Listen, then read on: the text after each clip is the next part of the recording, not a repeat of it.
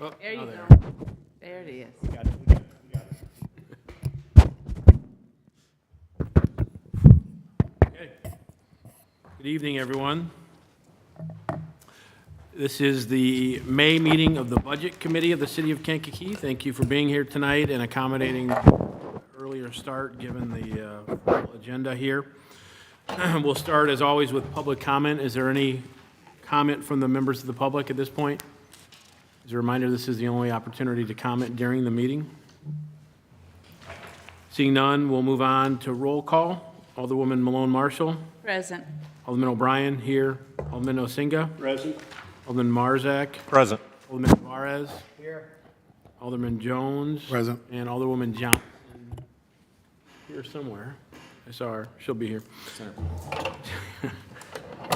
We don't have presentations or old business. Under new business, we do have a few items there. The first is the review of the minutes from the April Budget Committee meeting that are in your packet here. Do you want to have any questions or changes for those? Motion to approve, Chairman. A motion by Alderman Osinga. Is there a second? Second by Alderman Tavares. Any discussion? If not, all in favor say aye. Aye. Opposed, same sign. All right. And on to then the budget. We have the second draft of the where things stand with the budget now. Councilor Kubel, I turn it over to you to walk us through this, please. Absolutely. Thank you, Chairman. Thank you. So if you pull out, it's the single sheet, of course, not part of the packet that I passed out. Does everybody have a copy? I think so, but I want to make sure. Okay, great. So I highlighted in that gray highlight if there was a change to the line. In general, right now, we still are in the middle of analysis. There's probably 3 to 4 I could have made some changes on. But right now, with not having any final word from Springfield on anything, obviously we're going to have more discussion tonight. We are leaving the 1% the way it is for this meeting still. I know that number will look differently, whatever is decided both in Springfield and here when we meet on the June 10th meeting and look at the final proposed budget. But right now, we just have to leave that as is. But at the bottom, you can see increase to building permits and fees. We did increase that $50,000. When we get into actuals, you will be able to see that, and those of you affiliated with code and such, you know how busy they have been with the permitting. It is just gone gangbusters this year, which is such a great, great thing for our area because building permits mean that we have building and it means that there are things happening. So it's a very great thing. And I do believe we can't match what happened this year potentially, but we absolutely need to be prudent and increase that budget. So we did increase that one a little bit more than what we had said originally. Moving into expenses, I've got 3 meetings, I believe, set up this week with department heads. Everyone's been a little busy wrapping up fiscal year end. Here,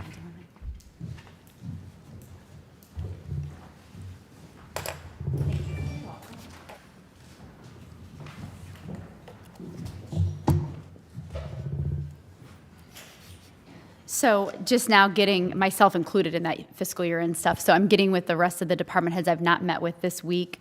And so I'll be able to tighten up some of these numbers. But we also did have a very productive week in the union negotiations. Nothing I can discuss here at this particular meeting, but we had very good production last week with getting close to finale with 2 unions. So I have a better scope of where I think we might land as a city. And I did make a slight adjustment on that. I lowered the contractual salary increases $25,000. It's not a lot, but I really feel better about the $475,000 than I do the $500,000 from last time. And that includes step increases and a lot of other things that go along with the salaries and so forth. The next one down that I made a change to, otherwise, if it's not highlighted, it's identically the same. The next one is number 7, additional expense and reduction for departments. That being at $254,500. That is a decrease right now temporarily of 75,000. We had something double counted when I went back through the numbers, so I went ahead and reduced that number for now. And then number 11, additional health insurance, I recalculated that at the 8.9% increase and saw that we can easily come down $50,000. I will do a census tally on that to make sure. Right now, I was just looking at numbers year to year, but obviously census change, people add to their families, children grow up and get off of the insurance. So I need to do the full census and make sure that that number makes sense. But based off of last year's activity, reducing it that that $50,000 makes sense. So you can see that this draft really isn't that much different, but it is below that $2.5 million number. And obviously, as we get to more closure with the grocery tax and get more input from the departments this week, start to finalize more of those union contracts, the picture's starting to come together a lot more, and it will move rapidly in the next 30 days. That is for sure. Any questions on this second draft?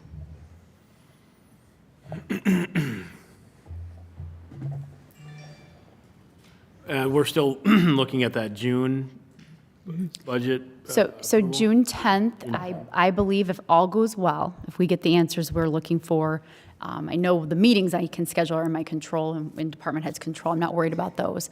But if we get the answers we need more on the grand level with the big picture items, we will present what I anticipate to be a final budget on June 10th, and then we will go for passage at the council level on June 17th is the plan.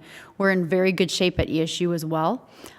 So that will be a pretty close to final budget. It's a draft still next Monday night for those of you on that committee, but that budget's a lot closer right now because they don't have as many unknowns. So that'll be a draft, but it'll be more of a like a final draft almost. And then on the 17th of June at that ESU meeting, the final would be shown there as well. So that's the target as of right now. We'd love to do it a month sooner than before, so we're moving it up. Yeah, progress. Okay, thank you. Any questions for Comptroller Kubel? Seeing none, we'll move on. Next is the discussion related to the hotel tax. Mayor or Comptroller Kubel, do you have anywhere to start with that? I'll go ahead and start. So we need to implement by also that, I'll call it that meeting, probably be better. Was it June 3rd, June 20th? Is that what our? It's June 17th, I believe. June 17th. So we need to have a hotel tax put in place by ordinance by the city of Kankakee by June 30th. So right now we pay our hotels, we have 3 of them, they collect 5% interest, 5% sales tax. That goes to the county and was going to the tourism. Effective July 1, that'll cease. So we'd like to have a hotel tax in place of also at least 5%. That's what's been being paid before, a minimum of that, going straight to the city of Kankakee, and that it would be collected through the comptroller's office. That's how we're going to pay our $75,000 allotment that we approved at our last city council meeting to the Tourism Bureau, and then the rest of the money would go into the general operating budget for marketing efforts or economic development, or how we choose to use that money moving forward. The question there becomes, do we want to charge more than the 5%? And I think that was talked about at the Economic Development Committee. And I apologize, I ran right out of the office without, but I can tell you I've pulled some receipts at the hotels I've stayed at recently. The state charges 6%. How much? 6%. 6%. So right now in Kankakee County, if you stay at a hotel, you're paying 11%, 6 to the state, 5 to the county. You're paying 11% on your stays. I can tell you when I go to most hotels and things, it ranges all over the board. I've seen from anywhere from 12 to as high as 18% where you're at. Some of my most recent stays, I stayed in Decatur or Forsyth, which is right there in Decatur. They have a 8% city tax. I stayed in Springfield. They have an 8% city tax. The other one that I just recently stayed in had a 7% sales tax. And then this is really out of the scheme of things because I was out of state, but I was just gone last week, and they had a 7% also on theirs. Theirs was a county tax of 7% with a state of Florida having a much larger tax. So The question is what do we want to do? I think there was discussions of not wanting to go, definitely not wanting to get into double digit. You know, do you go as 9.95 with the 6% from the state, which then takes you to 15.95? That'd be the absolute highest. I don't even think, in review of some things now, I think that might even be a little too high. The question is, do we stay at the 5 or do we take it to 7 or 8? Right now, and Alderman Barron, you've got some of these numbers in your head being on that committee. I believe in previous years, at the 5%, it's allocated with our 3 hotels as high as $150,000 annually. This year we're projecting, or last year I think it was closer to $135,000. So at 5%, it's $135,000. So we're still in a situation that we are going to actually have additional revenue above and beyond what we used to have. So that 135 went straight to tourism. We'll collect 135 now if we keep the 5%, and we'll pay 75 as part of the partnership, which then, if you do quick math, 25 and 35, that's an extra $60,000 for the city of Kankakee. Question is, do we want to take that to 7? Do we want to take that to 8? Do we want to stay at 5? So that's why I wanted to bring that to the budget committee to see, you know, do we want that to be a $200,000 line item minus 75 for a 125? So I see a lot of hands, and so I'll start. Alderwoman Malone Marshall, you had your hand up? Yes, I did. Have we included the Airbnbs into our figures? Airbnbs currently are not taxed right now, any of them. They're not taxed? Even on the 5%, they weren't getting the 5% or anything, the Airbnbs, So so. where was their money going to? Because the lady that came and said she had an Airbnb said that she was paying the city tax, and she has been paying it all along. That was true. Yeah, I think it's being collected online. We just don't know where it's going. She was think willing to Mr. provide the Hoffman- statements, you know, from Airbnb that She somebody's brought it collecting. in. Not us, but Right. Airbnb. Airbnb might have been collecting, but the city was not getting any revenue from Airbnbs in the city of Kankakee. We don't get anything directly, let's put it that way. But they are paying a city tax. You to go online, you see Airbnb. it. There's a tax there for the city. So our money is there. It's just a question of why we're not I getting it. I don't think we have any ordinances that could have possibly implemented that, am I correct? Nicole looked into this issue. I can't remember what the response was. It might have been the state portion. Can you pull your mic up, sorry? Nicole Gavin looked into that question after we had that meeting. I can't remember exactly what the details are of the answer, but it may have just been the state portion of that sales tax that the individual is referencing. I know she said municipal. She stated it was municipal, but there was some sort of explanation for that. I can get that. Yeah, but I'm not aware of it coming to the city at all. In fact, we don't have an ordinance that we could even collect it. We'd have to set up an ordinance for that. I thought we had the ordinance put together. We didn't get the ordinance? Well, we put an ordinance in regard to the Airbnbs and how many you could have and, you know, in a certain, you know, in each ward, but nothing in regard to a tax. I mean, inspections, fire inspections, code inspections, which we didn't have on those before, but nothing in the form of a tax. The only form of a tax that I heard of was this lady that said she could provide documentation that showed that they were charging a tax, but, you know, we didn't know anything about it. So. It'd be an interesting document to see because we could look into it, but right now, the city, I don't even think we would have the authority to collect such a tax. At least in my 11 years here, we've never passed a tax like that. Well, we never even claimed the Airbnbs in the city of Kankakee. Right, until you all did that And we work, had them. right. But we didn't even claim them. And so that's my thing is that, you know, I don't know who gets paid to find out about that, but I think somebody needs to, whoever's getting paid to find out about it needs to find out about it.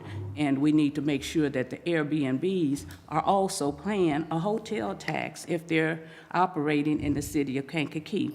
And then my thing is to remain at the 5% until we find out exactly how our money is gonna come in with us just having 3 hotels. So instead of losing business, I think we need to keep the business. Alderman Elsinga? Is the hotel tax the same in Bradley? Is it, I mean, countywide, is it the same? Right now, the current hotel tax countywide has been 6% to the state, 5% countywide. Yes.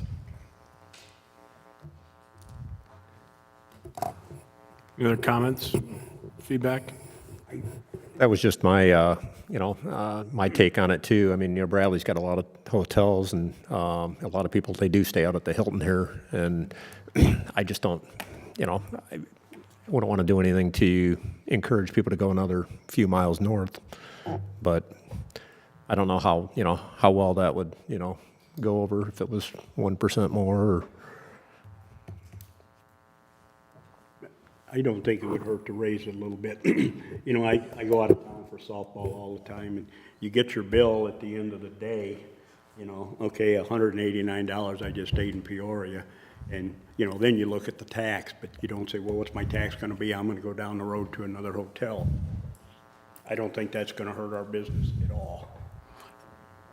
We raise it a little bit, Mayor, 7%. we only have 3 hotels. We have 3 hotels in the city of Kankakee. Which ones? I thought it was Yeah, 4. What's the, you have the Hilton Garden, Right. you have the Economy Inn on Route 4552, That's 2. and then you have the motel on Washington Avenue. Model motel. Oh, the one is no longer out by the, what's about the one right out by Yeah, Fairview. Fairview? That's in the county. County. Okay. Oh, okay. It's unincorporated. Okay, that's where I The was. city bounds right up next to it. The city, the land immediately to the south of there is in the city. But Okay. not to that is not there. And, I don't think, the economic time we in, if you can go, I would say maybe 1% or 2%, I don't think it would really make a difference this time, the time we're in, but I don't think nobody's leaving. So I'm just looking at, that means 135. So Mayor, you said at the current 5%, the city would generate approximately 135,000? Yeah, so right now, I'm doing round numbers. If you take 135,000 divided by 5%, that's 2.7 million. So that means the city's basically getting about 2.7 million in hotel stays. If you did it at 7%, that's 189,000 versus 135,000 at 7%. I'll do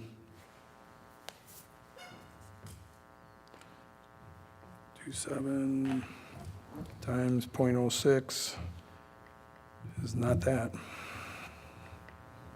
Everything's going up.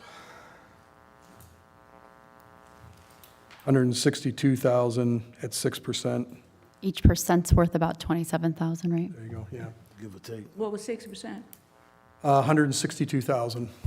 So that's on the, again, if you want to stay at 5, I'm comfortable with it. It's newer money that we haven't had. I'm be traveling again this week, I'm telling you. Never even look at the tax. You pick the room that you're staying at. Is it $139? Is it $189? Is it $89? I was just in Iowa. That was another one I just looked up. I was in Iowa picking up my son this weekend. I was looking for the most affordable rate because they don't tell you what the sales tax is, and I picked that hotel that was clean and because I need a place to shower and sleep. That's all I needed. Theirs was 7% also there. The one that was Des Moines, Iowa. So we stayed at a Holiday Inn, got a room for $129 and had a 7% tax on it on top of that, plus the state tax, which was, theirs was 5% there, I believe. So, Well, Alderman Barron. I'm sorry, go ahead. I was just going to say that at economic development, I think the discussion was really around 10% versus something lower. I think nobody in economic development thought going above 10% would be stomachable. But that 9% or 8% seemed to be within the realm of what folks in that committee were comfortable with when we had the discussion. Personally, I would rather see that tax go up than some of the alternatives. I mean, rather than having property taxes go up. The hotel taxes, like the mayor has mentioned, it's something that can be passed on to individuals who are outside the area without necessarily much decrease. And I completely agree we should be looking at Airbnb and how we tax that. It's not something, previously countywide, there has not been a registry of Airbnb. We now will have that. So, I mean, it seems like that's something that could be more easily taxed. And because we're home rule, we're not relying upon the state statute that the other municipalities are to pass their tax, we can be a little bit more flexible in what we do. I'm throwing a number out there. I mean, you know, the hotel tax is different than the sales tax, but our current sales tax is 8.25. Even if you went at 8.25, that's 222,750, so. But I'm open to whatever you guys want to do. I mean, I think with a budget deficit of $2.5 million, I think we have to consider some increase. And of course, whatever if it raises 225,000, that would be offset by $75,000 to the new CVB, is that correct? correct. Yeah, so it would be that, less than that. But anyway, so I mean, I think hearing here, it's somewhere between 5 and 10. So I would suggest that we provide any more feedback as we go along. We have about another month to get real serious about the budget, or do you look for an answer I think tonight? I'm not as concerned as much about the budget as implementing and losing a month in July 1st. So I think we need to have this in place. I think ideally, it should go through the ordinance committee at the end of the month, and then we bring it to council in the month of June for passage, whatever we choose, so that it's implemented and we're able to collect it starting July 1. Okay. So we don't lose any money, because remember, we need to collect the money to pay the $75,000. Yeah. So you want to have that in place July 1. At first, I was kind of thinking 9.95. After seeing, like I said, I feel like I've been in a lot of hotels lately. I haven't seen a city that much unless you start getting into resort destinations. Las Vegas, New York, places like that, Chicago, they're those kind of numbers. But Decatur, Des Moines, Springfield, on the average, they've been 7 to 8. So I originally was at 9.95. Now I'm thinking maybe 7 to 8's the number, or maybe it's 8.5, somewhere in there. Ideally, if we could bring in 225,000 minus the 75,000, that's $150,000 towards the budget. Just in terms of consistency, I like the idea of 8.25, just because it would match our sales tax, our city sales tax. And how much would that be? If it was 8.25, and again, it's going to be a fluctuating, but on the projected trend of the 135 now, it'd be 222,750. So just a hair under 225. So you could say we'd probably bring in 225,000, because that's going to float. We've had lows of 135, highs of 150, correct, Alderman Barron? I think ballpark. And again, I don't think it reduces stays. I mean, most of the people staying in hotels are not people living in Kankakee County. It's people like my mom who comes in to visit me for the weekend. She just, my dogs drive her nuts, so she wants a hotel room. So. Right. It's true. It's true. And she's not staying at the Hilton Garden Inn over $3. True. So 8.5, can we make a decision now? Well, I would like to see what budget thinks, because my recommendation to budget is we'd plug it into the ordinance, which I just got from legal, the ordinance, that we would forward with that number plugged in, the ordinance committee, and then bring it to ideally, I'd like to bring it to the June 3rd meeting. And that would be also, we could plug it into the budget. We could plug it into the preparation, budget then, too. correct? Yeah. I would make those adjustments, sure. Excuse me, that 2.4 is real. Is that what I'm, Yeah. that's deficit, that is deficit what I'm reading. Well, right now, a lot of it hinges, of course, like we talked about, that grocery I know, tax I and what we're get it, going to do but with that. that- Yeah, the We'll expenses talk right about now. the 1% in a second. Yeah, the expenses right now, the only other wiggle room we've got is in the capital section. Remember this year, we did $2 million to start self-funding our capital. Now, clearly, I have not touched that yet, because my dream would be we leave it in. Clearly, as the days go by, that decision will make itself very apparent. I get it. So again, remember, we did, for the first time ever last year, we put in a $2 million self-funding capital line item in the budget. We had never done that before. So there's some flexibility to play with that there. Would we like to keep that way up there? Yeah, ideally, we'd like to be paying cash for a lot of things that we want to do instead of bonding for it. Exactly. But can we do it at 1.5? Still better than we were before. For sure. Would I like it at 2? Absolutely, and we'll work hard to see if we can keep it there. But again, that's a big line item there, that's how we're getting some of these things done, by not borrowing. I like that idea. So I guess I'm hearing some different, I've heard keep it at 5, I've heard 8.25 because that's our sales tax, I've heard, you know, I'm looking to, you know, there's a majority here, there's 4, 7, we got 8 people here, there's a lot here, so. What's that? 8.5? Well, I like it that it's the same as the. Yeah, I would say 8.25, just so it matches the sales tax. I'd agree with 8.25. Yeah. Go along with that. What do you think? You know, our bills, they're not going away, they just keep coming every year. I'm I telling mean, we had public safety the other night, and Chief LaRoche was, you know, saying, boy, I could use another ambulance, but it's $400,000. You know, we gotta look down the road, these bills are just gonna get bigger and bigger, and, you know, the people that stay in the hotels aren't local people, mostly. They're out-of-town people. Yeah. I think we definitely need to do this. Director Lopez, somehow he may need a truck in the, you know, the coming future. Was there consensus there? And, you know, I think we're jumping ahead a little bit. The grocery tax, if anything, I'd rather see a reduced grocery tax than a reduced hotel tax. Right? I think the grocery tax affects our residents a heck of a lot more than the hotel tax. So why don't we combine those discussions? Can we Yeah, talk we can about move both on. of those? I don't think, we just need a nod, and I've got a nod right now from what council's Okay. thinking. We can go from. Not yet. Let's, Go on can to we the talk about the 1%? grocery tax too? Because I think those are So, related. yeah. Let me give you an update, what I did learn in Springfield from the 1% grocery tax. We probably, you know, they're expected to be in session through May 23rd. I'm already hearing that they'll probably go past May 23rd before we have an approved budget for July 1 from the state. The state has doubled down. There will be the elimination of the 1% grocery sales tax within the budget. The senators and the representatives have basically said that why they're against it, because I will tell you that when we were down there and the governor mentioned that he fully intends and has the support to eliminate the 1% grocery sales tax, it didn't matter if you were a Democrat, Republican, Independent, Libertarian, the mayors across that room, there was a groan. I'd never seen all the mayors collectively on one side, because it affects the municipalities, it does not affect the state. But it's going to happen. What I have learned is it was supposed to happen July 1. It looks like at this point that they're proposing a couple things. It won't take effect till January 1st.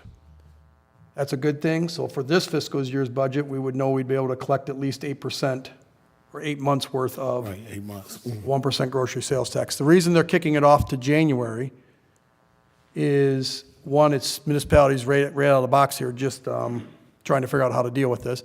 But then they're going to give every municipality, whether you're home rule or not, it doesn't matter if we're home rule, we can't implement it back in the way the Constitution's written, I guess. So they'll let every municipality implement the 1% backs themselves.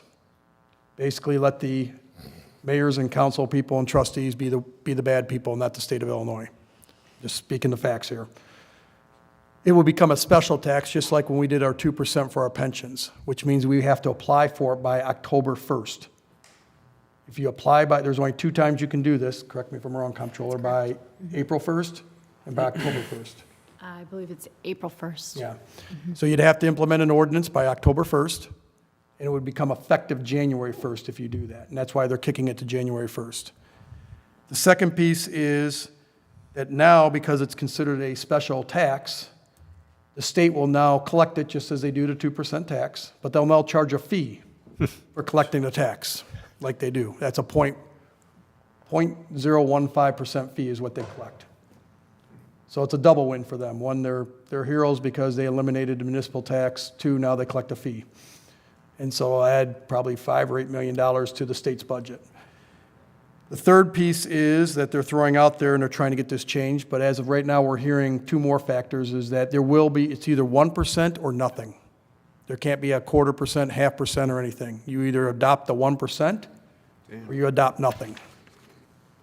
IML is trying to fight that also, but right now, not with much success. And the fourth component is we don't know this for a fact yet either. We'll know in the next couple weeks, we hope. There's also being told that this could be a one-time opt-in, meaning you opt in this year that you want to put the 1% tax in, and if you don't, it's gone. Not like, because there were several municipalities that talked about, well, we'll just eliminate it for a while, and if it doesn't work well for us, we'll come back in 2 years and put the 1% back in place. They're talking about it's a one-time opt-in, out situation. That, even as a home rule community, we would be subject to that same limit? My understanding is home rule, we can't, and I don't understand this part, this was somebody smarter than me, legal-minded, that it has something to do with the Constitution, that even home rule, we can't put in the 1% grocery sales tax. Even as home rule, that's why the governor's going to put it in the bill that we all get an opportunity to do it. I don't understand that part, but I was told from Brad Cole that home rule doesn't supersede that. Okay. Now, there's a lot of facts there, that's just from what I was being told. So those are the 4 factors that have in play right now. One is, there is no 0.5%, it's either 1% or nothing. Looks like it's getting kicked to January 1. It'll be a special tax if you re-implement it, so the state will collect an administrative fee on it. And the last piece that isn't 100% sure is, will it be a one-time option, or will you be able to come back and do this in 25, 26, or 27? We hope by Memorial Day weekend that we'll have the answers to those questions. As of today, that's as much as I know. I can tell you, though, the 1% tax is a big deal for the city of Kankakee. It's bigger deals for even smaller communities. I mean, I use Aroma Park as an example. They have a Burcott's grocery store. They have a much smaller budget, a couple $100,000, but part of their 1% is a big deal, having a Burcott's, you know. And that's probably a bigger percentage hit on their budget than it is a percentage on our budget. I'm going to lay it out there is, you know, we're doing a really good job, all of you here, of reducing our real estate taxes, our property tax bills. We've eliminated the vehicle sticker tax. That was something the public did not like, having 1 car, 2 cars, or 3 cars. You can see it, what was just done with our preliminary budgets there. I don't know how to backfill 1.1 million. Not all in one swoop. Well, my personal take on it is 1%. Nobody's going to complain about 1%, but it's like you say, over $1 million in the city budget is a very large hole, not only for us but other communities. So, I'm not a person that would raise taxes, but people are already used to paying the 1% sales tax already, and you know, re-implementing it. I mean, I think with a budget that we have a deficit, and I think that's the direction I think we should go. And just to give you some dynamics on it, if you spend $10,000 in what I'm calling groceries per year, and I'm not talking buying charcoal at the grocery store or buying other things, you know, if you're just buying truly groceries that are taxed at 1%, if you spend $10,000 a year, that's $100 that you're paying in a tax on $10,000 groceries. There are some other things that I'm working with Comptroller Kubel on that I think we could eliminate. There were some goals to eliminate for the future. There's some other fees and taxes that we're working on that I think have a bigger impact for our residents, just like the vehicle sticker. If we can eliminate some things like that, you know, over a time period of 5 to 6 years, if we can do that, we can have a bigger impact to our residents than the 1%.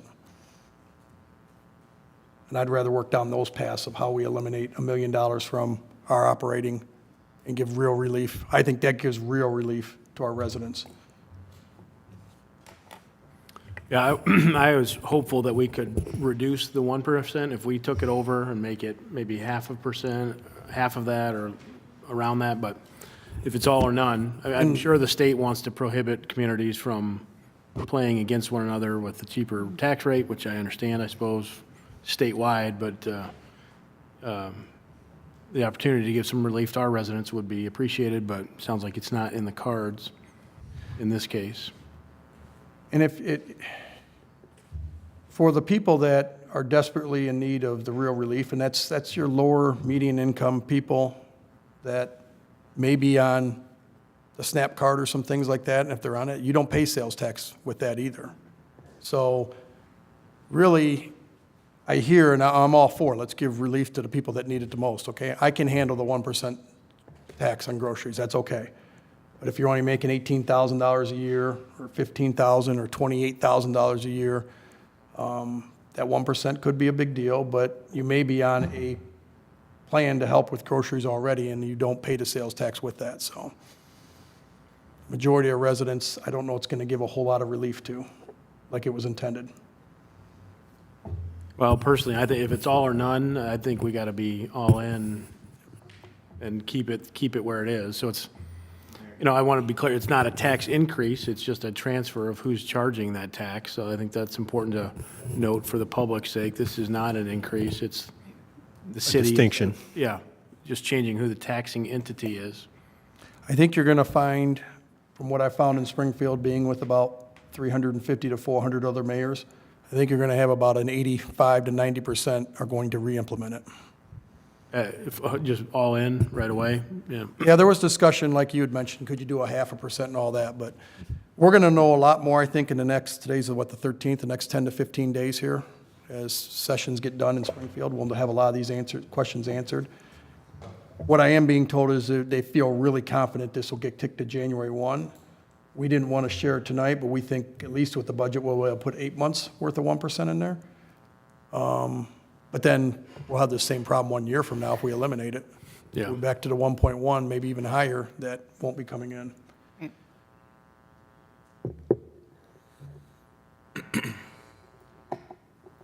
Okay, so on that, more to come, depending on the legislature. It'll also give us more time Activity, to yeah. enact it. We'll have the summer to Okay. talk about it, but we'll have to figure this out for the budget. Correct. Okay, so, and then going back to the hotel tax, we combine those for discussion purposes. Did you get the direction you're looking for, Mayor, on that, or? I'm gonna do you go want a unless. vote on this I'm gonna- committee? I'm gonna go with 8.25 at this point, unless you guys are telling me something different. Anyone else have an opposing position they'd like to share? Alderman Barron? I know we're somewhat crunched for time, but it seems that we could draft this in a way that would include Airbnbs, and we're already now starting to license them as well. It may be in there, I literally just, I looked at you, at 448, there was the draft here, and I haven't seen it yet. I mean, While you're talking, I'll look real quick. That Yeah, we can does- put Airbnbs in there. that will increase the demand upon the comptroller's office, because now you're not dealing with 3 entities, you're dealing Oh, with that does, 20, Yeah, 25. She smiled on they come and go. Yeah. She smiled on that one. As long as we have a licensing mechanism in place, which I'm sure would run, through the clerk's office? We haven't even yeah, discussed so these things yet, but- Airbnbs are, well, our hotels are licensed businesses, so that's how we know. And our Airbnbs with the new code ordinance that you put in place, those are also licensed facilities now. The, It'd be tracked through the clerk's office. the question will be, when does it cut off in terms of the term of staying at an Airbnb? For hotels, it's 30 days. So if you stay at a hotel for 30 days, you don't get hit with the hotel tax after that. But Airbnb, we're home rule, so we can probably have some variation there. I mean, if you stay at an Airbnb for 6 months, does the hotel tax apply? If you stay there for 2 weeks, does it apply? Okay, so the current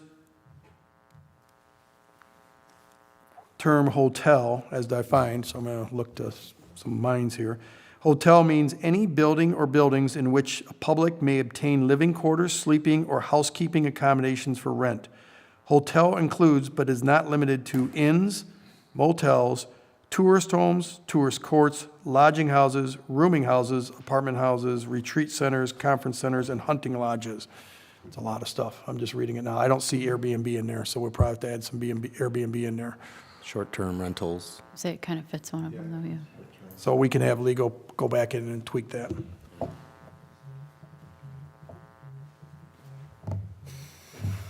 Okay, any more discussion on the hotel tax conversation?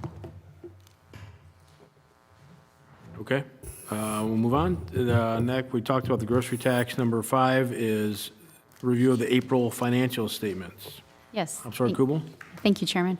So we're going to get into the packet now on page 1. As you all know, being the end of the fiscal year, this is I I would say we're probably about 90% accurate here on these numbers. We are still waiting, of course, on many accruals with the revenue, and we still have some bills coming in, of course, as you can imagine, with those April 30th dates or before. If it was a service performed prior to that or something, a goods that was delivered prior, it has to be booked into the previous fiscal year. Also, one of the big ones that comes in, of course, is ambulance billings, those revenues, those data service. A lot of them are previous, so we usually go into June. This year, in recent years, we've been able to extend that to about July because of where we were with the audits, but now that we are back on track, we will, I've got a call into the auditors right now talking about whether we cut that off at June 15th or June 30th. So that's kind of what that's going to look like. So that date will also go for expenditures just as it goes for revenues when we get there. So these are, of course, not finished. We still have more to add, completely unaudited, all the disclaimers I can give. But as far as payroll goes, the payroll numbers are solid. All of the payroll is in. Paula worked really hard today to make sure that the accruals are in appropriately. This year, the pay that we got paid the beginning of May, that was 7 days worth of the April days in the calendar. So we had to make sure that was prorated, and I really appreciate Paula's help on getting that all done today. So as we go down in revenues, let's start there. You can see the trends. There's nothing here that really hit my radar whatsoever. I am looking, though, to probably look at the electric and utility taxes in general a little bit more, because I don't know about you all, but I haven't had anything running at my house for weeks, and it's wonderful. But when people don't run anything at their homes, we also don't make any money. So just kind of thinking about if it's going to be a little bit of a moderate start, we really do need to, take a little bit of a piece out of that for our estimates, so I'll have that by next time. But anyway, so going on that whole first category, nothing stands out. Most of these taxes have one more month that will get accrued back. Sales tax has 2. So just to put that on everyone's radar. Into licenses, obviously this is the largest month, April is, for the collection of licenses. David and the mayor's office were very, very busy with liquor licenses, as Mayor alluded to at the last meeting, and the majority of it comes in. It was a very successful year for liquor licenses. David does an absolutely excellent job, and we have seen more money in that line item than we've seen in a long time. So very good compliance in that category. Other licenses, $12,505. Of course, liquor, I didn't say that amount. $120,375 was brought in just in the month of April, which is a lot of money. And then business licenses, Stacy and Amy have been working very diligently on that too, and saw a surge past budget on that as well. So just a lot of hands working really, really hard at compliance. And I believe too that the business owners and such in the city of Kankakee are finding that process to be getting more streamlined and finding a lot of helpful people on the other side of the phone, which has been very, very good. Moving into fees, that category, we did get some franchise fees for the cable television. Ambulance fees were $328,531.13. Building permits, like I alluded to earlier, just really, really strong. This is the strongest building permits we've had in 11 years. Since I've been here at the city of Kankakee. And so for the month, we were almost $80,000. And then for the year to date, just shy of $800,000. So just a really, really strong year. And that's, I believe, virtue of so many efforts here at the city, for sure. Contractor licenses, $7,950. And overall, that category ended up a little shy of what we projected, mostly only because of that ambulance decision we need to make on how we're going to account for that now that we're timely, that the chief and I have been talking about. So all the categories did well. Grants, we did bring in $45,000 of grants in that first line, other government, and we did bring in some of the auto theft grants as well, that $28,993.80. Moving on to page 2. Nothing really in that category that starts at the bottom, page 1, service charges, nothing that really stands out other than just small pieces here and there, ending right now before any types of cleanups or accruals at 92.25%. Fines category, mostly very strong. Obviously, you can see impound fees and fines and adjudication fines, very strong, right at budget. And we're going to end around that 93.29% there. Liens were over budget. And then the last category, interest, Obviously, we came up a little bit. We got one accrual left. I take that back for charitable games tax, so that one will be on the money by the time we get there. And the other categories, we had a couple that were over, like video licensing and such. So when it's all said and done, right now, without the accruals, we're at 85.76% is what we have collected so far, with usually roughly we have anywhere from probably $2 to $2.5 million to still put in here, just rough numbers, because of ambulance fees and the taxes. Any questions? So revenues will still change quite a bit by the time you see them again. Moving into expenses, if we don't have any more revenue questions, expenses will change more incrementally. The bills that start to flow through, this next bill pay, we'll still have quite a few from the previous fiscal year, but then it starts to trickle off pretty quickly. April was, like I said, the month of just 2 payrolls. Remember, March was 3, so the numbers look a little bit more normal. And then we do have the proper accruals in there for the end of the year. So the entire first page, the only thing that really stands out is the testing costs. Police and Fire Commission obviously have been doing a lot of work, as we know, to get the new possible candidates lined up for those departments. And they did have a pretty big bill doing that work. We did use some temp services and human resources. There is a big initiative right now to, for once and for all, get that handbook done appropriately. And I know there's been quite a bit of work done on that, and the city employees are excited about that. Some pre-employment expenses, we are gearing up. Obviously, we've had some openings, we've had some retirees and things, but obviously right now it's with the summer crew, those Keys students coming in and getting acclimated with pre-employment expenses. That obviously is what's driving that. So this whole entire first page between council, executive, Police and Fire Commission, Human Resources, I have nothing other than that to report. Moving to page 4, if there's no questions.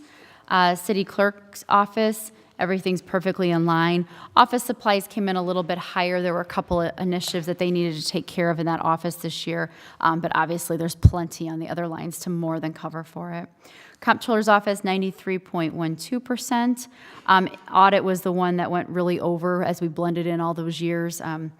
Should have probably budgeted more there. Just glad that it happened, to be honest with you. So had enough in the other lines to cover for that as well. Computer, 98.31%. That was the big purchase, of course, this year was the update to the Surface Pros for the council, which I think was a very good move. Legal, coming in well under budget, and that's exciting. That hasn't happened in a long time. I'm very pleased with that. We're at 70.41%.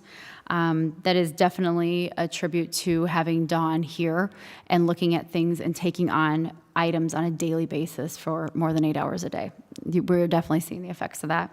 We certainly still need Spage and Taylor. You always need your corporate counsel, but we are using them at a different rate now than we were in the past, which is great. Adjudication, 82.74%. There was nothing there of any note. Page 5, planning. There were 2 bills that got booked in the month of April for planning that we paid in that month. Obviously, that one is over. As you all know, just from the last meeting even, Mike Hoffman has a lot of information to give to us at meetings, right? We had a lot of ordinances and things at the last meeting. We've had that on several meetings. So that has gone over. Obviously, we are searching out a new plan there and working on that new plan as we speak, and certainly cognizant of the additional costs here. Police sworn personnel. I mean, I love it that it's at 98.18%. I love even more that overtime's under 75% and that salaries are just right where we budgeted them. It is not easy to budget for police and fire salaries. We can budget for positions all day long, but then some people leave that we don't expect. We hope that doesn't happen, right? But then there's a possible buyout situation. Sometimes we end up having people move around and promotions and things, and we do our absolute best. And when the big dollar departments get that close to the money, I feel really, really good about it. So it helps. Obviously, we did have settled contracts, so we knew what the increases would be, and we could do some better forecasting. But right now, definitely pleased with where the entire police budgets come into play, but especially those heavy line items of salary and overtime. Going down the rest of the page, came out a little bit ahead on police records. We had some change up there. I will make sure that we tweak that for next year. And then on down, we did have a double payment to the Joint Dispatch that came out in the month of April. and then some other miscellaneous expenditures. All the categories, though, if you add them all up, none of them, except for the one, is slightly over budget, but with all the other changes, it's very solid for this year. Top of page 6, school crossing guards went a little bit over. We did make some salary adjustments there that I thought we properly encompassed within the budget. We did not, so we will do that for next year with all the wage increases that have occurred on the state level. Violence prevention right now, just under 75%. Going into just our cleanup month here, I feel very good about that. Same story with fire. I just feel really great about police and fire. Same situation. Salaries right on the money. If one was a wee bit over, the other ones are way under, so we've got more than enough capacity for that. On a line item basis, you're never going to have a perfect budget because it's just guardrails, right? But we have several line items that are just right under, or a lot of percentages under. We have some that are 50%, so we didn't even spend what we anticipated. So this is the reason why our budgets work right now, is that we are not maximizing what we have planned, which is a great situation. So all the way through the bottom of page 7 with fire, I don't have anything that stands out there. Code is in a great position as well. Oh, I'm sorry. Alderman? Yeah. Fire administration, Sure. 577, it's got 0 all the way across. I know we pay for rent this building next to us. Is that somewhere else in this line? It is, Alderman. It is on, you go to 47. I believe, did I just skip? My eyes just skipped, I think. Isn't that, I'm going to ask DC here. Isn't it 47,577 DC Hyde, where we book that? I'm not positive on that, but that does sound right. I think that's right, too. Yeah, I'm pretty sure. So we book all that with the garage and such on that line item. Okay. And I'll circle that and verify that for you and can send you an email or something. Thank you. You're welcome. Any other questions? I'm sorry, I didn't look up. Going to code then, the main property maintenance piece for code, 97.83%. Building safety, only 86.7%. Animal control, just barely over 81%, pushing 82%. Community promotions, definitely had a few line items that were a little bit out of whack, as we've been kind of trying to do some different things and really got hit with some major inflationary items in this category. But as you can see, overall, obviously that census expense was in there, which is causing a bit of a buffer, but regardless, we didn't spend any of that. And overall, the category is only at 47.25%. 72, economic development recovery, that's all ARPA flow through. So that is on, at 118%. It's like, oh, that doesn't look right, but it's all flow through, so it's not that big of a deal, of course, if it's over, because if we have the ARPA allocation and it's been allocated, then we have to be able to put that money someplace to expense it. And then in city general cost, and we go down in that category, we have a lot of the entries that get booked this time of year with the other departments that we pay for them on the front side, so like liability insurance, workers' compensation insurance, and all of those types of things. When we do those, we then have to get the cash back from the other entities to offset that. And that's what you're seeing there with those parentheses. Those are a lot of offsets for sure. But again, here, super pleased. Obviously, insurances went as we anticipated because we're right on budget with all of them. Flipping over to page 9. The only category here that's going to definitely need an adjustment and is not yet on your summary sheet that we talked about earlier is definitely the sales tax reimbursement with the clients that we have left from the sales tax reimbursement program. Obviously, we have gone over budget there, so we will definitely need to make sure that we make an adjustment for that for next year. The accounting cost, line 698, you can see there was no budget there, and there was a $39,000 charge. That is what we paid for the upgrade to Llama, to the Davenport group, with all the software that you guys have been hearing about in so many of the committee meetings. So I wanted to let you know where we did book that. And then the last category, of course, interest and transfers. In that situation, you will see that we obviously received money from the library. CDA was charged, as the library was too, but they did make a large payment. And then the capital fund allocation is where we are expensing the capital that we are self-funding, and we did go ahead and take that up to the $2 million that we budgeted. We moved that $1.65 million earlier in the year, and we moved $350,000 of it in the month of April to get to the $2 million for self-funding. So overall, you can see general fund right now, without the accruals that need to go back, is at 89.36%, which is very good. Any questions? Under our vacant lot program, I don't see any movement on that. Obviously, everybody's burning the candle at both ends, so, I don't know if we don't have anybody dedicated to seeing if anybody, or is there just no interest in, the neighbors buying these properties, or?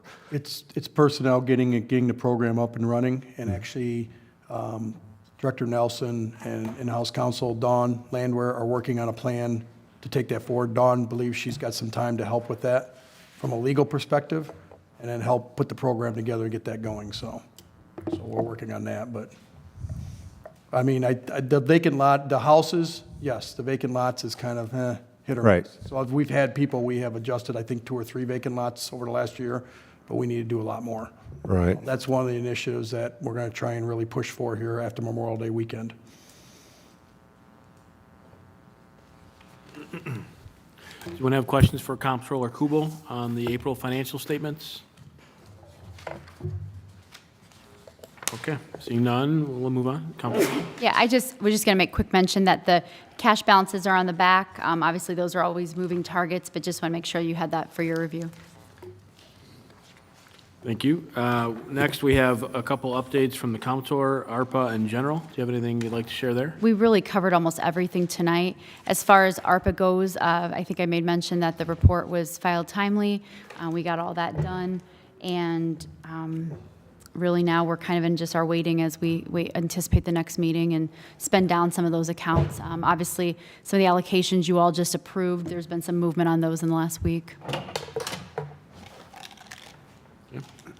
Anyone else have anything they'd like to add? No, seeing none. We do not need an executive session. Is there a motion to adjourn? So move. Motion by Alderwoman Marshall. Is there a second? Second by Alderman Marzak in a close race. All in favor, say aye. Aye. Any opposed, same sign? Okay, thank you.